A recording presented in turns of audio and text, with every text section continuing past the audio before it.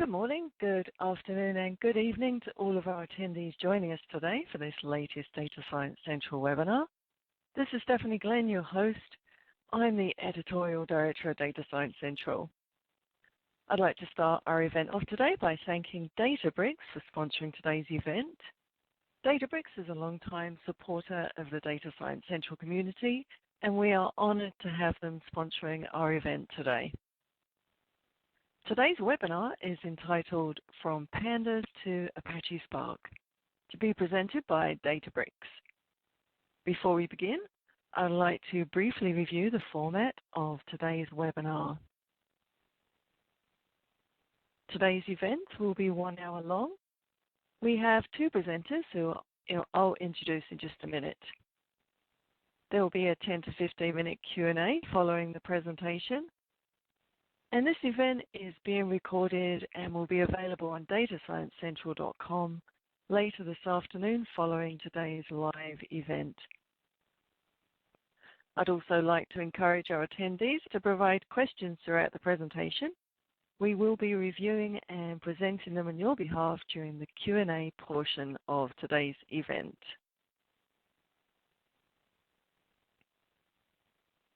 I'm very pleased to introduce today's speakers, Tony Liu and Tim Hunter, both with Databricks. Tony is a product manager, machine learning at Databricks, and his product area is programmatic and interactive platform for data scientists and engineers. Tony developed the ML fraud model at Turo, which reduced the rate of stolen cars by more than 50%. Tony has a BS in statistics and an MS in computational social science from Stanford. Tim Hunter is a senior software engineer, technical lead, and the co-creator of Koalas at Databricks. Thanks for being with us today, Tony and Tim. We're looking forward to your presentation. Presenting Koalas, a new open source project unveiled by Databricks that brings the simplicity of Pandas to the scalability powers of Apache Spark. Data science with Python has exploded in popularity over the past few years, and Pandas has emerged as the linchpin of the ecosystem. When data scientists get their hands on a data set, Pandas is often the most common exploration tool. It's the ultimate tool for data wrangling and analysis. In fact, Pandas read CSV is often the very first command students run in their data science journey. The problem? Pandas does not scale well to big data. It was designed for small data sets that a single machine could handle. On the other hand, Apache Spark has emerged as the de facto standard for big data workloads. Too many data scientists use Pandas for coursework and small data tasks. When they work with very large data sets, they either have to migrate their code to PySpark's close but distinct API or downsample their data so that it fits for Pandas.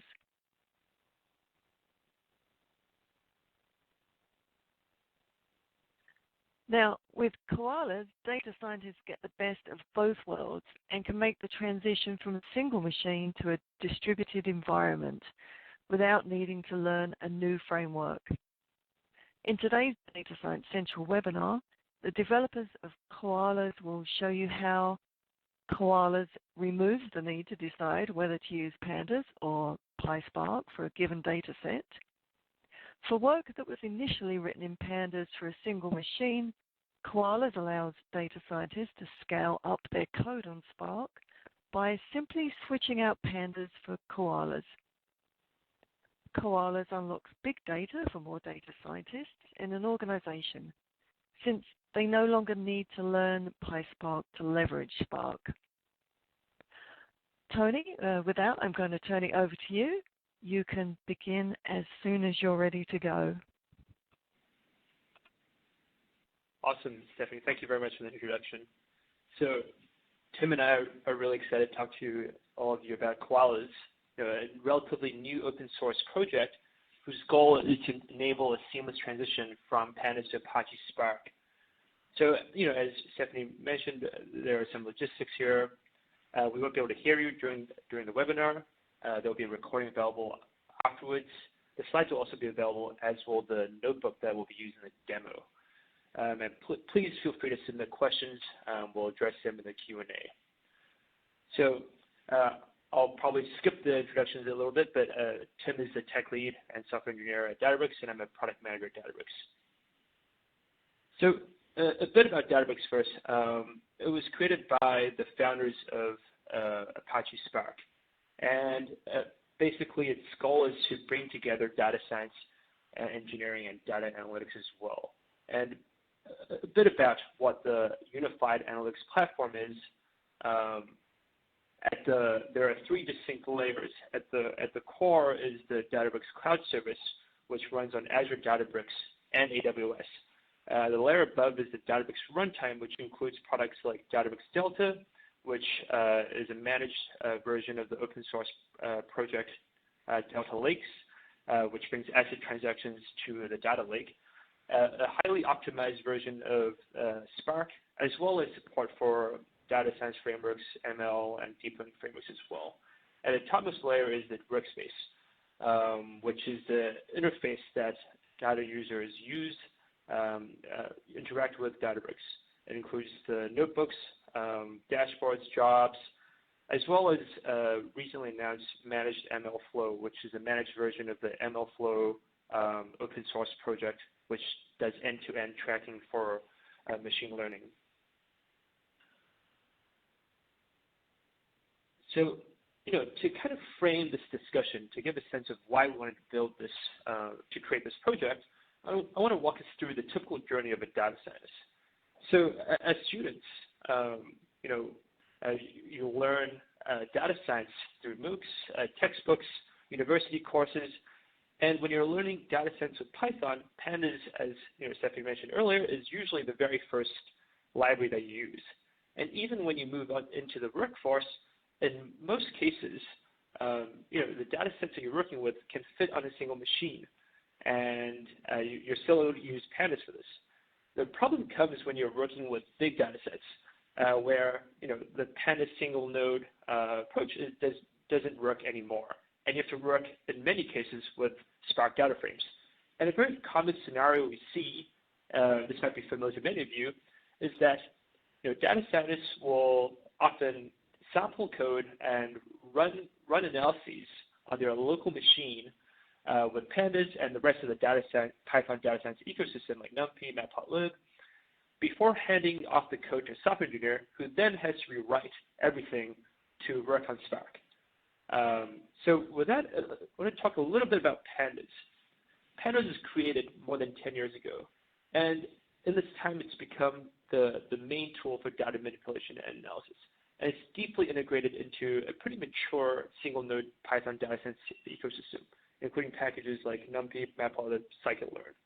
And it's very good at handling different situations, including basic statistical analysis, handling missing data, and in particular, it can handle different types of data very well, including time series, categorical variables, and strings.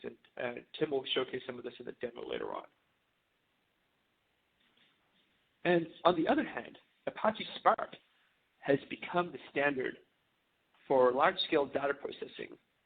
And many organizations that have the need for processing big data choose Spark as a unified analytics engine because it brings together streaming, ETL, ML all under one platform. And as mentioned before, it was created at UC Berkeley by Databricks founders. And Spark also has a wide support for different APIs. As a PySpark API for Python, it also has support for Scala, R, and SQL. So to kind of get into a little bit of why the transition from Pandas to Spark is not so easy, we have a side-by-side comparison of the two frameworks. There are similarities across both, but you can see where they start to diverge. One key difference is that Pandas data frames are mutable, while Spark data frames are not. But even actions like adding column, renaming columns, or counting values can be quite different, and this mental overhead often prevents data scientists from adopting Spark. To dig into like a short example of just reading in the file, renaming some columns and creating a new column by multiplying two columns together, we have Pandas on the left and PySpark on the right. You can see how they really start to diverge. And this kind of prompted us to work on Koalas.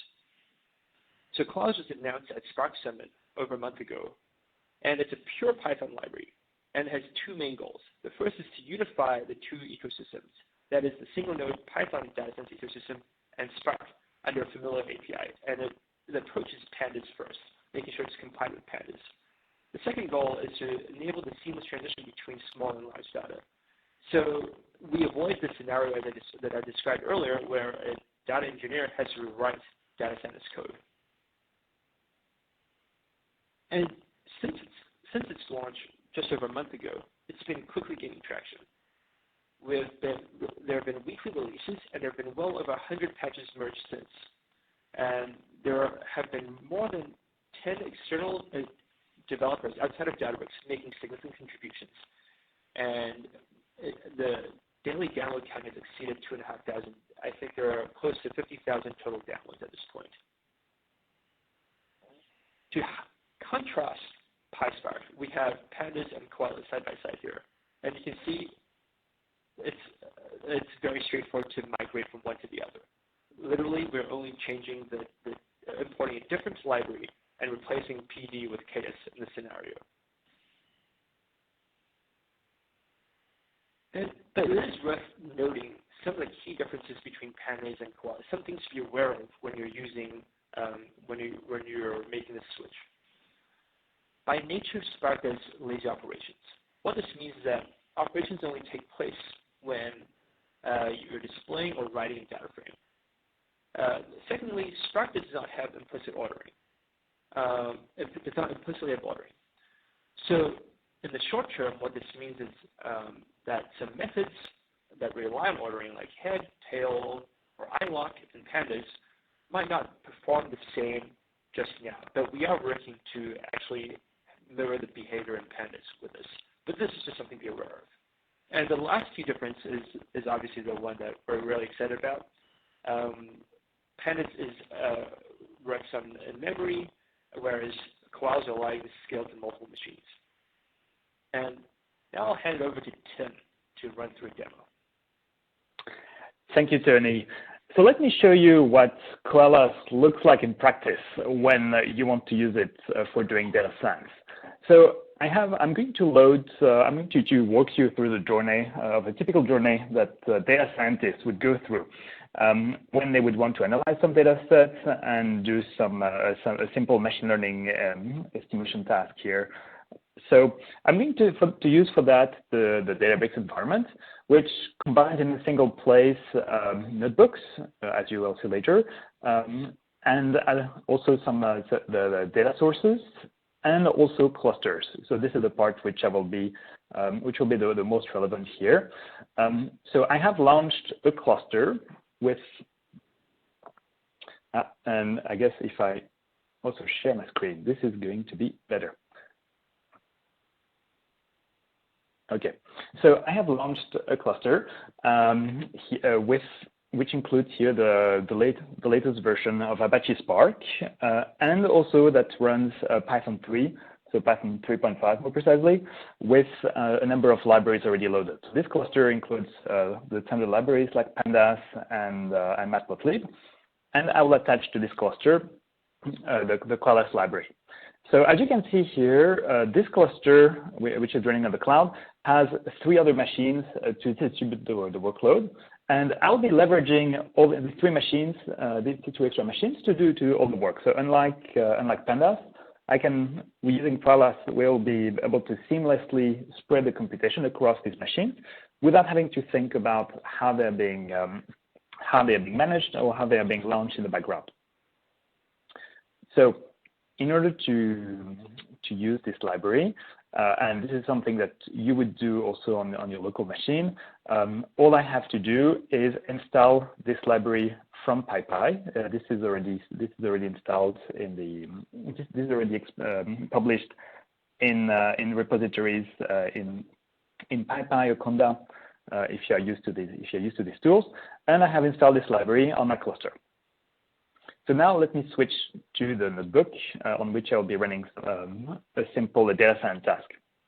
So since we're here in California, I thought we might as well talk about how the California Fire Department works on solving its emergencies.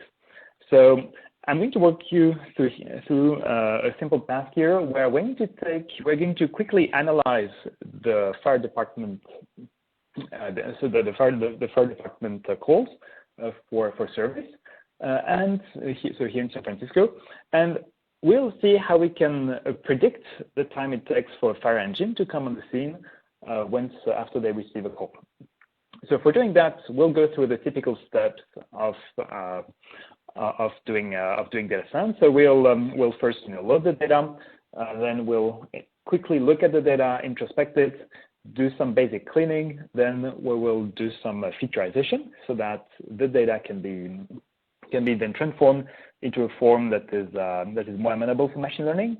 And then I'll show you how you can quickly use an existing machine learning model to do these predictions. So as Tony was mentioning, if you want to use Koalas, this is an external library, and you need to import it just like you would import Pandas. So instead of doing an import Pandas as PD, like is typically recommended for in all the tutorials for Pandas, here I'm going to import all the Koalas data space as import Databricks with Koalas as KS.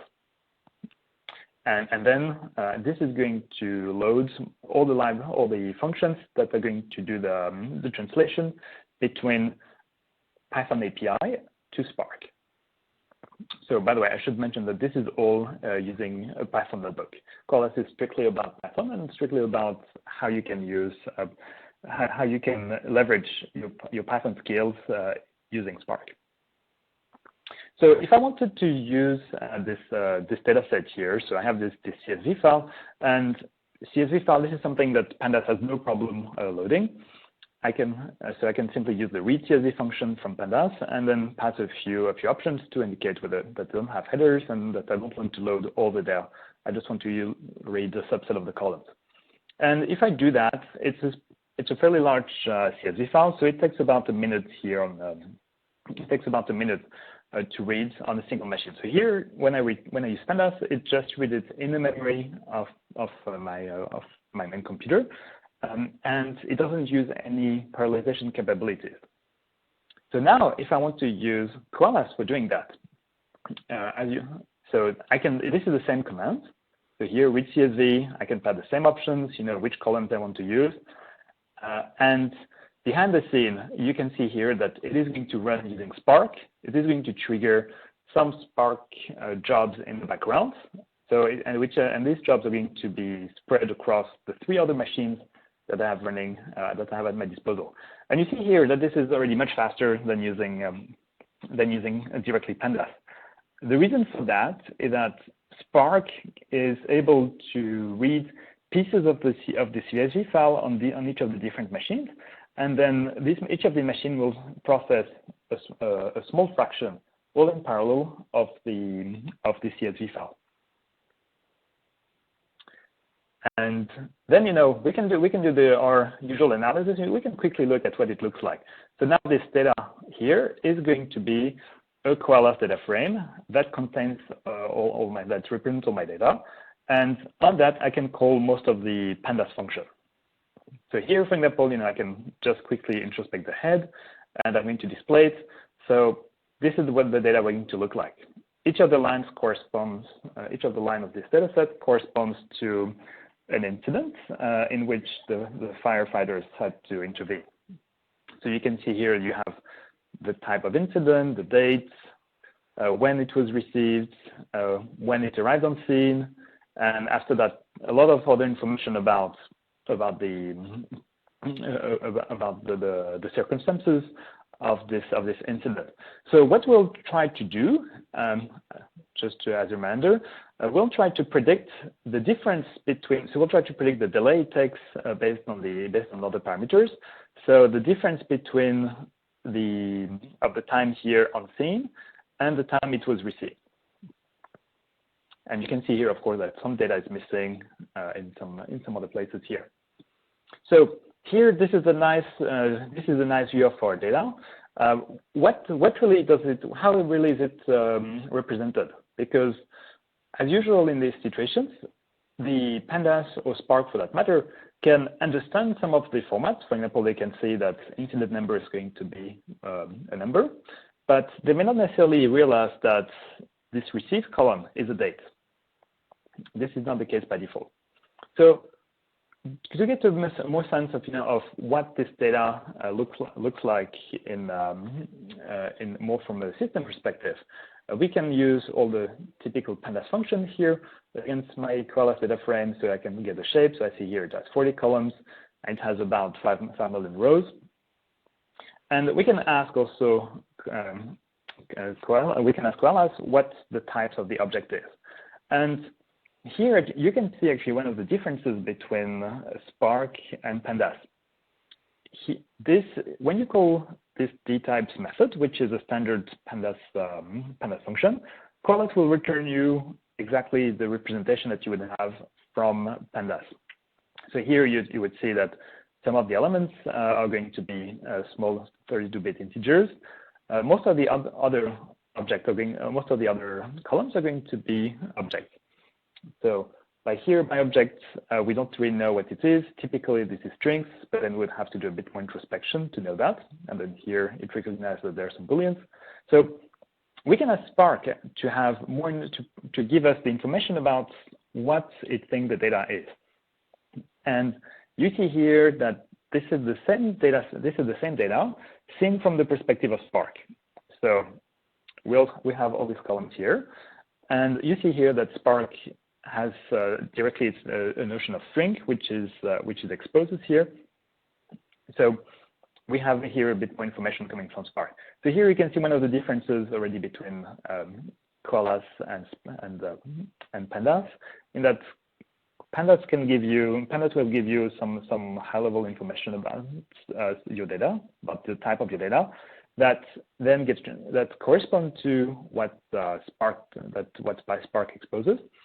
But PySpark can be a bit richer in its understanding of the concepts of the data concept.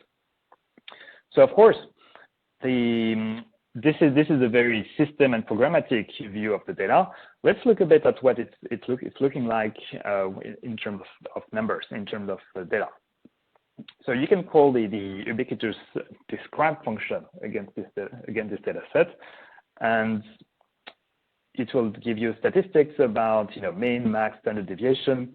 Of course, it doesn't necessarily make always some sense, because Pandas doesn't have any notion of what the zip code is, and it doesn't know that, of course, standard deviation doesn't make sense on the zip code.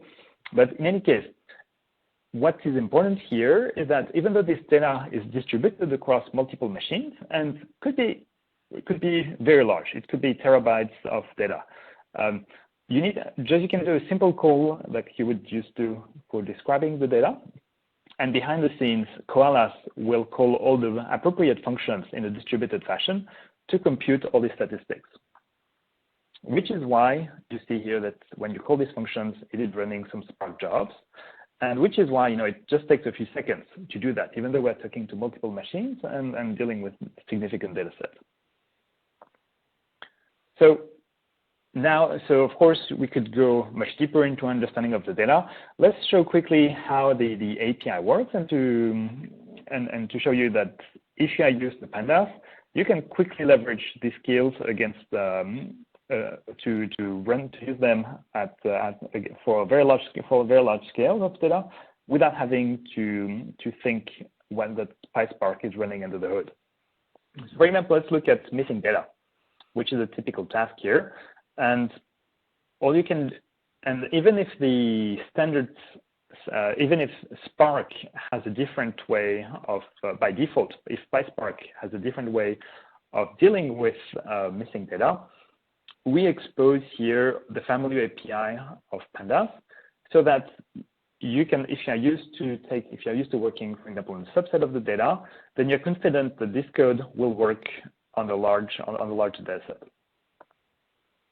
So now that let's move on a bit and let's consider how we can represent our data into a form that is more amenable for doing machine learning. So this is which is the typical step that people call featureization before they want to do machine learning. So in that case, we want to be able to predict the delay, and we're going to build we're going to manipulate the data to build our delay columns here. So first of all, let's drop all the data which is not available. And this is, as you can see here, I can use the familiar drop not available method here on my data frame, specifying a typical option that you would find in Pandas. So, and this is all working pretty fast. And actually here you can see when you look at the time it takes for doing that, you see here it takes 50 milliseconds. This is extremely fast. The reason of this operation being so fast is because Spark under the hood, and Koalas under the hood will not run immediately the operation.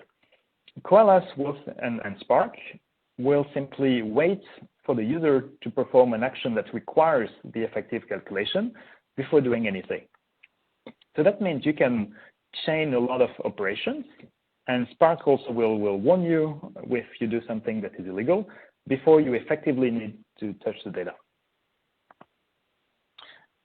So as we saw before, this data here, so all our time here, date time, entry, received, unseen, and so on, they are all represented as strings. So we need to give them, we need to understand, we need to give them a better representation than strings. And this is why we're going to convert them to date times. So Pandas has a function called datetime. And of course, that means Koalas also has this function called datetime here that can take a column of data and that will represent it into the appropriate datetime format. And it will, just like the Pandas version, it is able to parse a very large number of different strings to do this conversion. So this code here, the code I'm presenting here for converting to datetime is valid Pandas code. It is also valid Koalas code. So you can go back and forth between the two without having to think about how Spark is representing dates internally, like you would have to do if you were to just use PySpark. And just to confirm that it is working after I'm calling datetime, I see here that all the time have been parsed into this representation, which is exactly what I would expect here. The time here is the datetime 64 time. Okay, so let's move on. Let's do it also for received.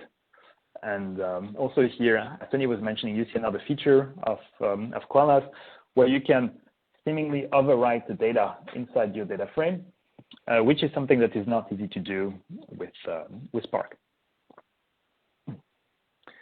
Okay, so now I can compute my my delay, which is simply the subtraction of the unseen datetime and the data datetime. And this is all easy to do now that Spark or Koalas has given, well, now that we have a representation of our data in terms of dates. Okay, so does it work? Yes, so I see here all the delays in seconds. And so now we have our response variable, and we see here this has been inferred as an int, as a long int under the hood. Okay, so now we computed a delay, which is what we want to predict. And let's also, for simplicity, gather that this delay depends on the type of call, the priority that the operator assigned to it, and the unit that is going to respond, whether it's a fire truck, an ambulance, and so on. So this is going to be, so this is the data that we're going to manipulate, and that we're going to, for which we're going to predict the delay here. So you'll notice here that you can, so a couple of things to notice. You can use all the usual syntax of selecting different columns here to, this is typical Pandas syntax. This works on this works on Koalas, of course. And if I want to, and whenever I display something, you'll notice that this is when Spark activates, and this is when we need to actually perform some computations. Okay, so since we see that these variables, call types, unit type, they seem to be having not too many variables. They don't seem to have too many values. So let's see what we can do to simplify a bit, and let's see actually how many values we have. So clearly here we see that for the unit type, we only have about 10 different types of units. Even airport or even a detective can come in. So a lot of so a few different variables, and also here you can see that you can select pretty much any of the columns and then call the typical Pandas operation on series, like value counts, which is very convenient for doing that. And you can see here that this is running a Spark job again. And again, writing that, you can definitely write that in PySpark, but this is a few lines of code which are not necessarily easy to write and can be fairly error-prone. Okay, so now that we see that our unit types, our call types, and the priorities are all discrete variables with a few elements, let's figure out how we can represent them in a way that is amenable for doing machine learning. So one technique which is popular for doing that is called one-hot encoding, in which each of the values of the variable will be assigned a full new feature, that will be only activated when this value is the one that is present. So for example, here in the case of call types, if I have 4 different call types, then I will have a different value. I will assign one different value for each of these for each of these features, and I will put the value 0 for all the other ones. So you can definitely do that in Spark. There are some techniques in the Spark machine learning library for doing that, but they're not necessarily very easy to use, especially when you want to deal with multiple of these variables at once. And so Pandas has a function called getDummies, which directly does that for all the variables that are included in the DataFrame. And Koalas, of course, include this so that you can run at scale all the featureization without having to care about all the details of how to distribute these computations. So what does it look like after you run this? So here you go. So you see here that my call type has been blown here into all these different all these different variables, and most of them have zeros, but they just have ones when they get activated. So since here the Databricks environment is meant to deal with big data, you see here this warning here that indicates that it will only attempt to show you a subset of the columns to make sure that you are not trying to fetch too much data into the interface. Of course, nothing will prevent us from displaying everything and to add more more variables if we wanted to. Okay, so now that we have our data represented in a form that is suitable for doing machine learning, let's apply a machine learning model to it. So in order to do that, I have created in a separate notebook a machine learning model, and I have loaded this machine learning model inside MLflow. So as Tony was mentioning, MLflow is a technology for managing the whole life cycle of machine learning models. And I have run an experiment here, which contains one model that I've created here. And so here I can actually, if I wanted to, I can track down which notebook and which version I created, but this is not but more importantly, each of these models is assigned a unique identifier, and with this identifier, I can then reuse this model directly inside my notebook just by using this identifier. So here I have this identifier, and I can then inject it here by using Koalas function called load model. And this will load the model from MLflow and make this model available for doing some predictions against both Pandas DataFrame, which is what MLflow already does, but also Koalas DataFrame, and doing so using the same syntax. So you could just use MLflow if you wanted to, with directly its built-in Spark support. The difference is that here, Koalas will take care of all the details of exposing this model inside Spark, and you will not have to deal with the low-level Spark user-defined function API to do that. Koalas takes care of all these details for you. Okay, so now I have loaded my model into my notebook, and I can see here that I trained a scikit-learn linear regression model. And now I can simply apply this model using the predict function of this model. This is standard MLflow code, but the twist here is that I'm applying it against a Koalas DataFrame. And then when I get my prediction, behind the scene, as you can see, it is going to run Spark to make these computations, and it is going to return the predictions. And you can see here, again, it takes just a few seconds to process a large amount of data because we are spreading it across multiple machines and because we are making effective use of all the computing power of a cluster using Spark under the hood. Okay, so as a recap, what did we do here? So we started from a data set, which a CSV data set, for which we wanted to do some machine learning prediction. We read this data set using the built-in read CSV tool. Then we quickly introspected the content of the data set to get a sense of what it contained, all while doing so using standard functions like describe or is an A and is not a number and so on. Then we used Koalas machine learning features to build some features and to build some good representation of this data that is amenable to machine learning. And finally, we made some predictions using this data at scale using a machine learning model trained and loaded with MLflow here. Okay, so with that ado, let's move on to the presentation.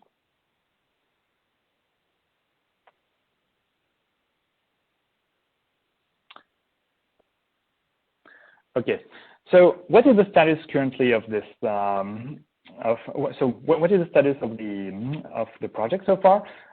So as Tony was mentioning, we released it about 2 months ago, and we are right now on a very active schedule of weekly releases with very active community involvement. If you look at the repository, you see really daily changes and the few functions of the Pandas API being added these days on a daily basis. So I would say that at this point, about 35% of the DataFrame API has been implemented, and about 40% of the series API from Pandas has been added. And as well, we also have as well here all the basic building blocks such as to-date-time, get dummies, and all these basic conversion tools that are ubiquitous in any Pandas flow, the working flow. And here, I really want to give credit to Hyojin Jinwokwon and Takuya Uchin, who have been the 2 main contributors on the Databricks side to this project, and who have been really leading the efforts along with the community. So what should we expect soon? So I have to say that the involvement is very much community driven. So this is what we would like to do. This is what we have in plan for implementing, but this roadmap, of course, will depend a lot on what your needs are. So what you will expect in the next release are performance enhancements, especially caching, because as I was mentioning before, Spark is lazy in nature, and in order to fully leverage Spark, sometimes it is necessary to give some hints to Spark to tell it to cache and represent all the data in memory, and this can lead sometimes to to dramatic performance improvements. So this is going to be available in the next release. One big feature which I'm very excited about is the adjunctions of the plotting library of Pandas. So if you have used Pandas, you know that it has some built-in plotting utilities. And these utilities are very convenient because they are aware of the structure of the data frame, and they can very quickly give you some insight about data set. So here we're looking at actually the community is looking at how to add plotting to directly inside Koalas. And the reason why this is so exciting is that you do not think, typically in these situations, users or data scientists have to resort to subsampling or just looking at a limited subset of the data in order to do plotting. It's really hard to do plotting at scale. So with these tools, you will be able to have some quick visual inspection of the data without having to think about the scale of the data. So a couple of other elements that are coming in. One is better indexing support. So with that, if you have used Pandas extensively, you know that it has excellent capabilities for slicing and dicing the data. And Spark itself does not have a built-in notion of indexing. So we're working hard on replicating the useful subsets of indexing inside Koalas so that Pandas users can directly leverage their code that requires good indexing. And also, of course, a lot of functions are being added around data manipulation because this is pretty much people expect it pretty much as a given. We just released the string manipulation, and the dates manipulation API will be added shortly. So if you want to get started, what do you need to do? So here I showed you how to do it inside the Databricks environment. If you want to try it out on your laptop, Koalas is a pure Python library, and if you have Python 3 installed, for example, if you use Anaconda or Miniconda with your scientific distributions, then you can simply run pip install Koalas or conda install Koalas, and this will install the latest version of Koalas. One caveat, one point I want to note is that it will not install by default PySpark. So you also need to run pip install PySpark. And if you do not do so, you'll have an error message reminding you how to do that anyway. So if you want to have more information about more documentation for other environments, or if you want to have a better understanding of the performance or see all the updates, I recommend that you go to the GitHub webpage, for which there's a link, and you can get the link after that with the slides if you don't get it here. Otherwise, you can also try on Google or any of your favorite search engine. You can look Pandas Koalas DataFrame or Pandas Spark, and you will get the link there. So I want to really emphasize the fact that this is a community-driven project, and we're actively looking for suggestions or for requests. So if you have some requests for some missing APIs, or if you see a behavior that you would expect that you see in your Pandas code, but that does not seem to be right when you run Koalas, then we're very eager to hear about it. So please submit some requests on GitHub. And if you want to contribute, it is very easy because a lot of the functions that we're adding are simply wrapping an existing PySpark or Pandas API. So when you do that, you simply have to, if you know the behavior of the function, then it is a matter of carrying over the test and the documentation and simply wrapping the existing function. So this is what Tony and I wanted to cover. If you want to try it out, definitely, by all means, I encourage you to try it on your laptop.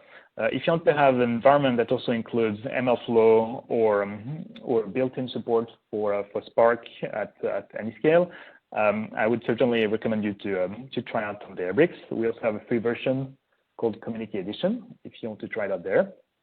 And without further ado, I'll give back the microphone to Stephanie for a minute. Thanks, Tony and Tim, for that excellent presentation. We'll get started with today's Q&A session. And I want to thank the audience for their participation. We've got a great many questions that have come in during the presentation, and we'll do our best to get through all of them in the time remaining. During this Q&A session, I'll leave up this screen with contact information for Tony and Tim if you'd like to contact them following today's webinar. So let's get started. I think we briefly touched on this, but can you tell us how we install Koalas? That's the first question. Yeah, so as Tim mentioned, you can install it via the Conda distribution or on PyPy right now. But the key thing to be aware of is that you still have to separately install PySpark. All righty. The next question, Koalas must be imported into Python running on a Spark cluster, correct? In other words, you can't launch Python on your desktop and expect to use Koalas. So I think the question is, can you use your laptop and basically replace Koalas, replace Pandas with Koalas? And the answer is yes. So one of the kind of goals of this, one principle that we have is to actually make it very seamless, so that if you're working with small data, we'll return Pandas data frames, and if you're working with big data, then we'll return Koalas data frames. Okay. Next question, can we use Koalas on-prem with Cloudera Spark as well?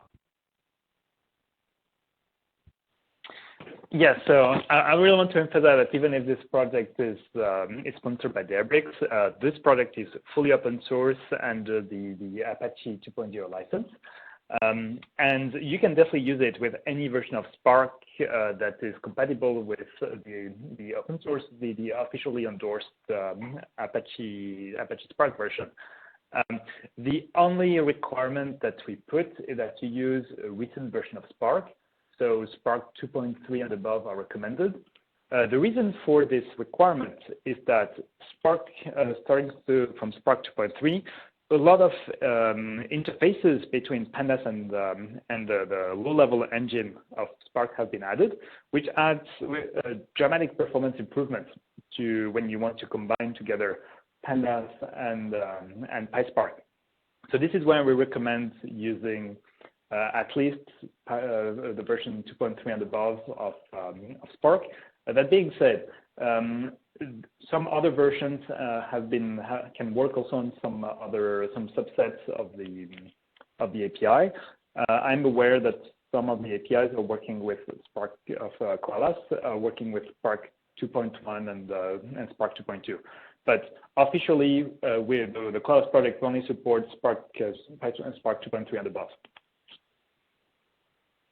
All right, thank you. And so you mentioned it was open source, but what exactly is the license for Koalas? The license is an Apache 2.0 license, so it's a very permissive license. And you know, the reason behind that is because we really want to make sure that it's very open to the entire community. All righty. Next question is about speed. Does Koalas run as fast as PySpark?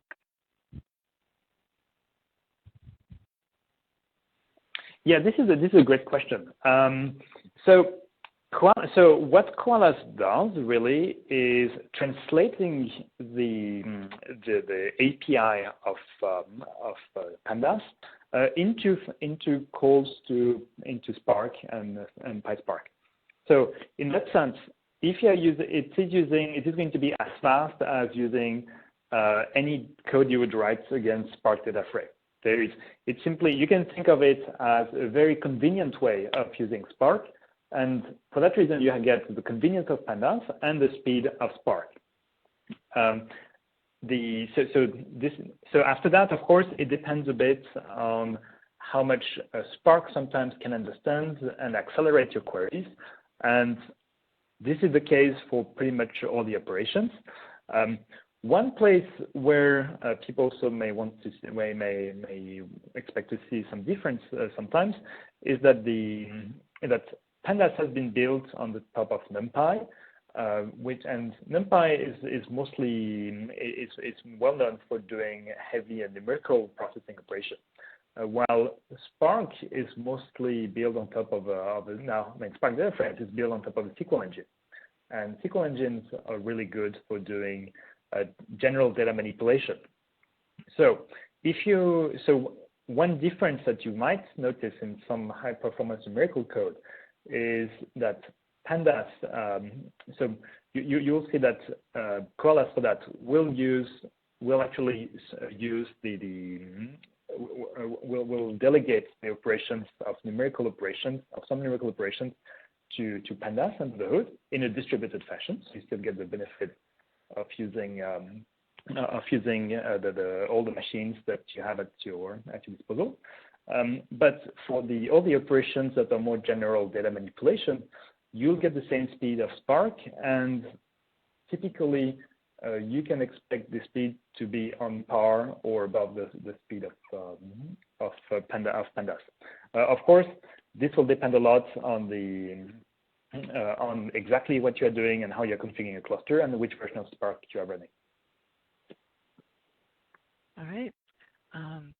The next question is about stability. Is Koalas production ready, and how stable is the API? That's a great question. So right now, we just released version 0.60, and we would not recommend using it in production until 1.0 because we may still make some breaking changes. But with that being said, I think so that hopefully answers both the stability question and whether or not it's ready for production use. All righty, thank you. And is Koala available outside Databricks platform? Yeah, as Tim mentioned earlier on, it's available. It's definitely available outside Databricks platform. It's available, just generally available. Yeah. So and yeah, I want to also furthermore add that the package has been published on the PyPy repository and also on Conda Forge. So if you're using any of these tools, either Conda or Pip, then you can directly use them, as I was mentioning, using Pip install or Conda install directly from pretty much anywhere where you want. All right. A specific question here. What does the toPandas method do? Yeah, that's a very good question. So sometimes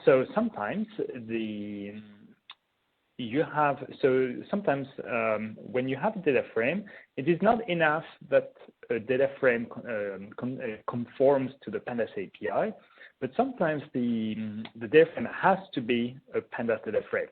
And for example, this happens if you want to use the Seaborn or the Matplotlib packages for doing visualizations. So the toPandas method converts your data stored in Spark into an actual Pandas data frame. So it does a conversion from Spark to Pandas. So as I was mentioning, this should be only done in very specific cases where you need to do that. The reason for not doing it is that your data might be very big and stored on a set of distributed machines. And when you call to Pandas, you are forcing all the data to be collected into one machine, And this may take, and your machine may not have enough memory for doing that. So typically when you would want to do that, you would either subsample or you would know for sure that the data is small enough to fit in the memory of your machine. But think of this method as if you want an escape hatch, if you really need to use Pandas for doing some manipulation and using an API that strictly requires Pandas data frames. All right, thanks for that. And I think we've got time for a couple more questions here. If Koalas is a pure Python, is Koalas a pure Python library? How does it execute differently than PySpark, which is more of an API on top of the native Spark? Does it use Dask for parallel processing in the Spark ecosystem? Yeah, so this is a very good question. Actually, this is a number of questions here. So let me start with the first one about the nature of Koalas. So Koalas is a pure Python library that builds on top of PySpark and also on top of the Spark on the Spark APIs in Python. So in that sense, everything you can do with Koalas, you could write the equivalent code in PySpark. It just happens to be much more tedious to do. The other part, so the second question, which was, what is the relationship between Koalas and Dask? So for this one, so Dask is an existing project, is another open source project that implements also a very wide subset of the Pandas API in a distributed fashion. So these projects have these two projects have the same goal, which is liberating the data scientists from the limits of a single computer. But the way Koalas and Dask achieve that is technically different. Dask focuses more on distributing. So Dask is mostly a pure Python and C++ project, and distributes the Pandas computations across multiple machines. So the backend engine, if you want, of Dask is going to be Pandas. And Koalas builds directly on top of Spark as is at its engine for running calculations in a distributed fashion. So the technology under the hood is different, and each of them have pros and cons. Dask has a larger machine learning library, while Spark and the Koalas can leverage all the API from around Spark, which includes also a graph processing library, its own machine learning library, and so on. So it depends a bit after that on what you want to do with your data and how you see it integrated with the rest of your system. If you want to have a strictly a Pandas or Pandas compatible environment running Python, then you may want to consider Dask. If you want to integrate in your environment also some other systems such as streaming, SQL processing, other system of machine learning, and also if you want to have a very good support for input and output of the distributed format from the cloud, then Spark, I would say that Spark has and Koalas in that sense would be more appropriate. Okay, well, Tony and Tim, thank you. Some great answers to some very good questions. For those of you that asked questions that weren't answered today, we will be sending all unanswered questions to Tony, Tim, and the Databricks team, so they can follow up with you after today's webinar. I have just a few quick announcements. Please mark your calendars for June the 4th, 2019, for our next DSC webinar. How does Tableau help you ask the right questions? Also, today's taping will be available for on-demand viewing later today and can be found on the homepage of Data Science Central in the Webinar tab, located at the top of the page. And past webinars are available on demand at datasciencecentral.com. If you haven't had the opportunity to view them, I encourage you to take a look. They provide very useful insight into a wide variety of topics of interest to our data science community. This brings today's webinar to a close. I'd like to thank our audience for their attendance and thoughtful questions, and a special thanks again to Databricks for their sponsorship, as well as to our speakers today, Tony Liu and Tim Hunter, for their insight into today's topic. My name is Stephanie Glenn, and I'm very pleased to have been your host for today's event. I look forward to seeing you all again on June the 4th, 2019. Have a great day.